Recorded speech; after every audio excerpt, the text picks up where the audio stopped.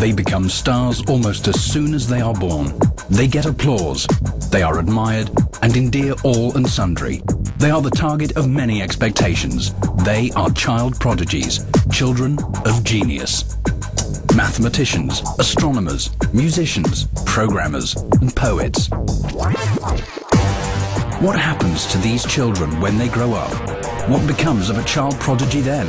Do they live up to expectations? What is the price paid for the early head start?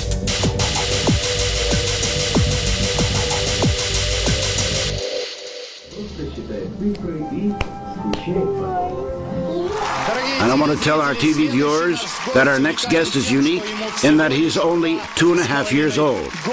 He is Mark Vishnya of Ekaterinburg. Let's multiply 23 by 23. 520. 529. And 18 by 18. What? 324. Once again? 324.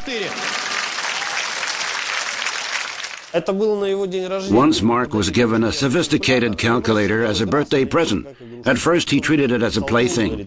Once when he was playing with the calculator, he nudged me and said, "Look here, Dad. It says 251,001.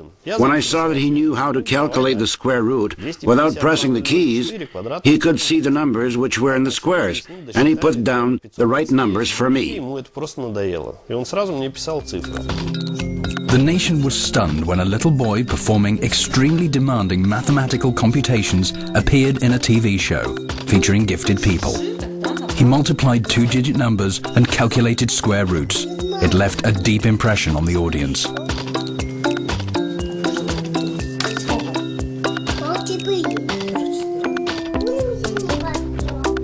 Let's go and play.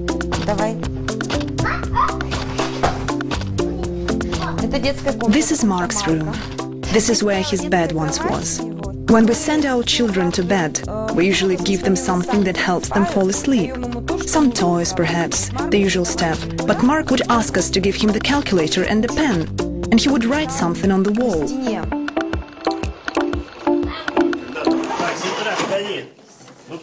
Fasten your seatbelt. Your brother is too brisk today, you know.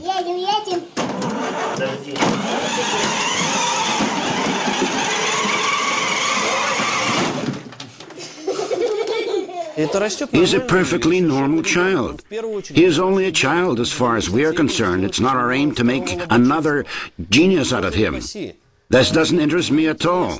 Let him be happy. That's what I want most of all. Mark does not care about either his ABC books or music. All he wants to do is mathematics. But occasionally he does try to create melodies of his own.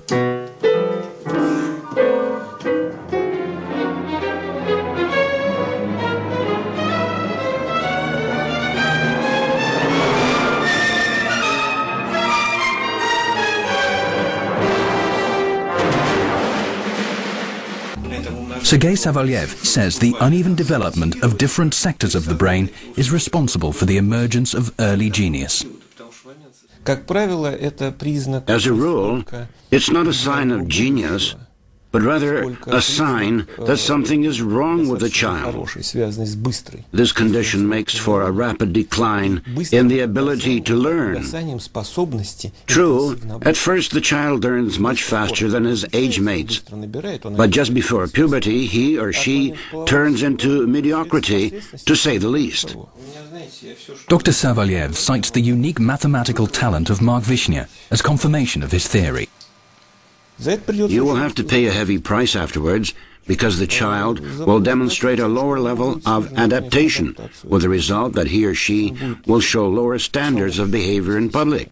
The show that unfolds around children of that kind harms them psychologically, because they think they are destined to do great things. But in fact, calculators do such things faster.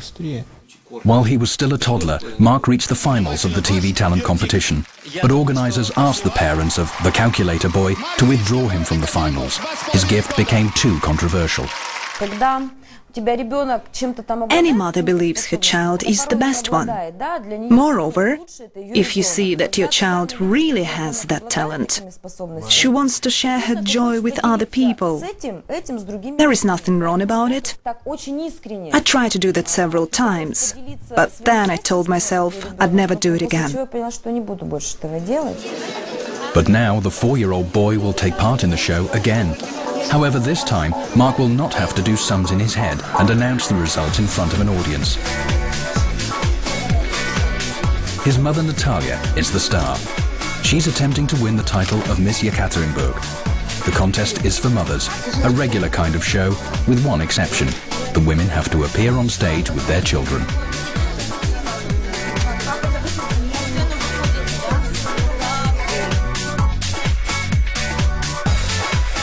Natalia failed to win the title this time, and that means that Mark is still the star of the family. The parents of this little genius insist that they are doing nothing to stimulate his mathematical talents. Moreover, they're trying to fence the world of numbers away from him. And yet Mark's father decided to find out what specialists thought of his son's talents, and took him to Ekaterinburg's best-known experts on young mathematicians.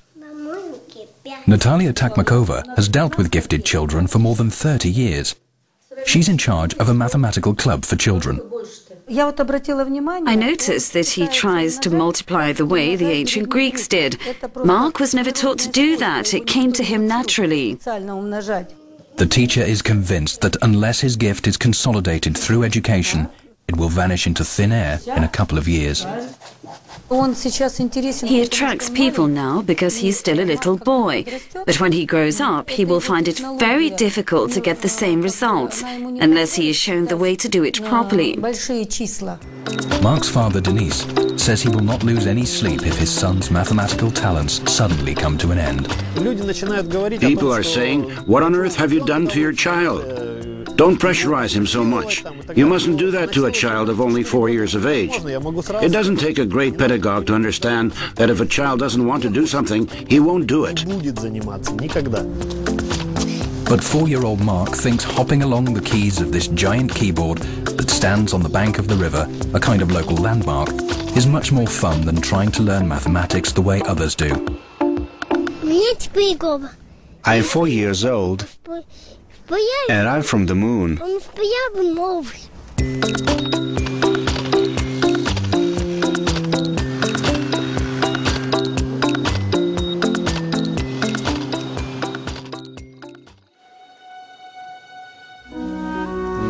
Come on, Andrei.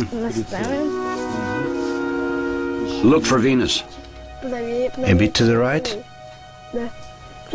Now lower, lower, stop. Andrei Chlopin, the young astronomer of Krasnodar, does not care much about the moon, because it's already been explored in detail. He and his father are after Venus. The sky is clear tonight, and it seems that the youngest Russian scientist's dream is about to come true.